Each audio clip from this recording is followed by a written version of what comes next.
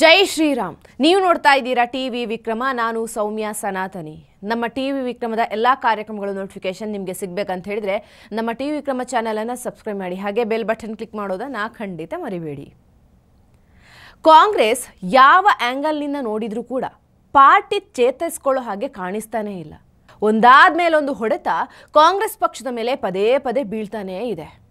ಇದಕ್ಕೆ ಕಾರಣ ಪಾರ್ಟಿಯಲ್ಲಿರೋ ಸಮಸ್ಯೆಯೋ, ಪಾರ್ಟಿಯಲ್ಲಿರೋರ ಸಮಸ್ಯೆಯೋ ಅಥವಾ ಗಾಂಧಿ ಪರಿವಾರದ ಸಮಸ್ಯೆ ಅನ್ನೋದು ಅರ್ಥ ಆಗ್ತಾ ಇಲ್ಲ. ಹಿರಿಯ ನಾಯಕರು ಕಾಂಗ್ರೆಸ್ ಪಕ್ಷವನ್ನೇ ಉಸಿರುವಂತ ನಂಬಿದವರೆಲ್ಲ ಒಬ್ಬೊಬ್ಬರಾಗಿ ಪಾರ್ಟಿಯನ್ನು ಬಿಟ್ಟು ಹೋಗ್ತಾ ಇದ್ದಾರೆ. ಗುಲಾಂ ನಬಿ ಆಜಾದ್ ಅಂತಹ ನಾಯಕರನ್ನ ಕಳ್ಕೊಂಡಾಗ್ಲೇ ಕಾಂಗ್ರೆಸ್ ಎಚ್ಚೆತ್ಕೊಳ್ಬೇಕಾಗಿತ್ತು. ಆದರೆ ಹಾಗಾಗ್ಲಿಲ್ಲ. ಈಗ ಶಶಿ ತರೂರ್ ಅವರಿಗೂ ಕೂಡ ಆಗಿ ಬರ್ತಾ ಇಲ್ಲ.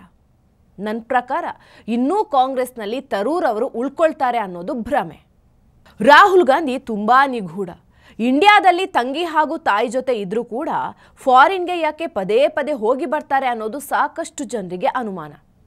ಬಾಂಗ್ಲಾದೇಶದ ಪತ್ರಕರ್ತ ರಾಹುಲ್ ಗಾಂಧಿಗೆ ಫಾರಿನ್ನಲ್ಲಿ ಫ್ಯಾಮಿಲಿ ಇದೆ ಅಂದಾಗಿನಿಂದ ಈ ಅನುಮಾನ ಇನ್ನಷ್ಟು ಜಾಸ್ತಿ ಆಗ್ತಾ ಇದೆ.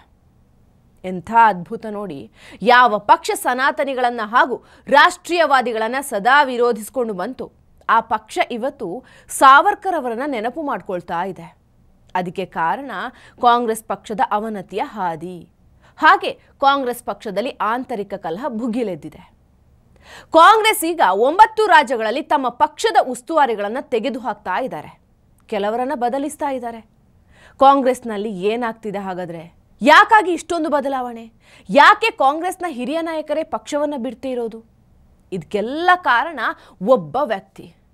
ಅಸಲಿಗೆ ಇಡೀ ಕಾಂಗ್ರೆಸ್ ಪಕ್ಷವನ್ನು ಸದ್ಯ ನಡೆಸ್ತಾ ಇರೋದು ರಾಹುಲ್ ಗಾಂಧಿ ಅಲ್ವೇ ಅಲ್ಲ. ಕಾಂಗ್ರೆಸ್ ಪಕ್ಷ ಈಗ ನಡೀತಿರೋದು ಈ ಒಬ್ಬ ವ್ಯಕ್ತಿಯಿಂದ. ಅವರೇ KC ವೇಣುಗೋಪಾಲ್ ರಾವ್. 2017ರ ನಂತರ ಕಾಂಗ್ರೆಸ್ ನಿಧಾನವಾಗಿ ನೆಲ ಕಚ್ಚೋದಕ್ಕೆ ಶುರುವಾಯಿತು. ಕಾಂಗ್ರೆಸ್ನಲ್ಲಿದ್ದವರು ಯಾರು ಕೂಡ ಬಿಜೆಪಿಯನ್ನು ಹೊಗಳ್ಬಾರ್ದು, ಮೋದಿಯನ್ನು ಹೊಗಳ್ಬಾರ್ದು. ಹೊಗಳಿದ್ರೆ ಅದು ಕಾಂಗ್ರೆಸ್ ಪಾರ್ಟಿಗೆ ಇಷ್ಟ ಆಗೋದಿಲ್ಲ. ಆದರೆ ಇದೇ ಕಾಂಗ್ರೆಸ್ನ ನಾಯಕ ರಾಜೀವ್ ಶುಕ್ಲಾ ಅಮಿತ್ ಶಾ ಮಗ ಜೈ ಶಾ ಅವರನ್ನ ಹೊಗಳಿದ್ರು. BCCIಯನ್ನ ಜೈ ಶಾ ಚೆನ್ನಾಗಿ ನಡ್ಸ್ಕೊಂಡು ಹೋಗ್ತಾ ಇದ್ದಾರೆ, ಮಹಿಳಾ ಕ್ರಿಕೆಟ್ಗೆ ಪ್ರೋತ್ಸಾಹ ನೀಡ್ತಾ ಇದ್ದಾರೆ, ಗ್ರೌಂಡ್ಗಳು ಚೆನ್ನಾಗಿ ಆಗ್ತಿದೆ ಅಂದಿದ್ರು. ಆಗಲೂ ಅಷ್ಟೇ KC ವೇಣುಗೋಪಾಲ್ ರಾವ್ ಅವರು ರಾಹುಲ್ ಗಾಂಧಿ ಬಳಿ ವಿಷಯವನ್ನು ತೆಗೆದುಕೊಂಡು ಹೋಗ್ತಾರೆ. ರಾಜೀವ್ ಶುಕ್ಲಾ ಬಿಜೆಪಿಯ ಏಜೆಂಟ್, ಅವರನ್ನ ಪಕ್ಷದಿಂದ ಕಿತ್ತೆಸೀರಿ ಅಂತ ಹೇಳಿದರು. ಈಗ ಶಶಿ ತರೂರ್ ಸರದಿ ಅಷ್ಟೇ.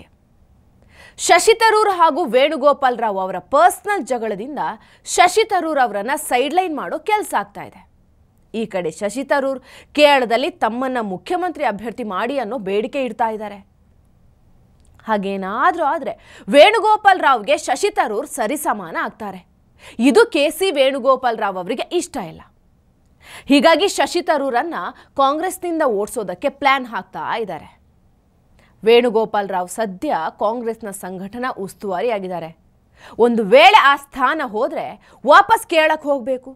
ಹೀಗಾಗಿ ಕೇರಳದಲ್ಲಿ ಶಶಿ ತರೂರ್ ಬೆಳೆಯೋದು ಅವರಿಗೆ ಇಷ್ಟ ಇಲ್ಲ. ಅಂದರೆ ಇಬ್ಬರಿಗೂ ಕೂಡ ಕೇರಳದಲ್ಲಿ CM ಆಗಬೇಕು ಅನ್ನೋ ಒಂದು ಆಸೆ ಇದೆ. ಅದೇ ಕಾರಣಕ್ಕೆ ವೇಣುಗೋಪಾಲ್ ರಾವ್ ಮೊದಲು ರಾಜೀವ್ ಶುಕ್ಲಾರನ್ನ ಮುಗಿಸ್ತಾರೆ. ಈಗ ಶಶಿ ತರೂರನ್ನ ಮುಗಿಸೋಕೆ ಹೊರಟಿದ್ದಾರೆ. ಇನ್ನೊಂದು ಇಂಟ್ರೆಸ್ಟಿಂಗ್ ವಿಷಯ ಏನಂದರೆ, ಈ ಇಬ್ಬರಿಗೆ ಈ ಯುದ್ಧ ಅಥವಾ ಆಂತರಿಕ ಕಲಹ ಮುಗಿಯೋದಿಲ್ಲ.